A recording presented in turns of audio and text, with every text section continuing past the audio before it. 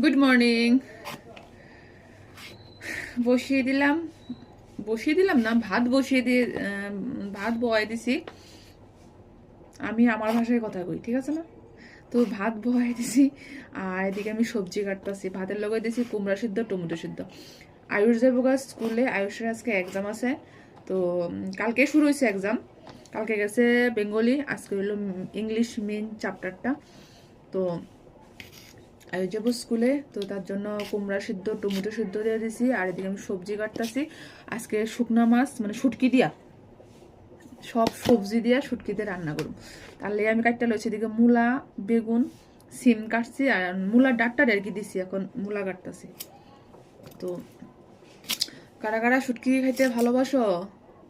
আমার মতন শুটকি পাগল কে কে আছো? আমার তো শুটকি ভীষণ ভালো লাগে। কার কার ভালো লাগে শুটকি জানাইও।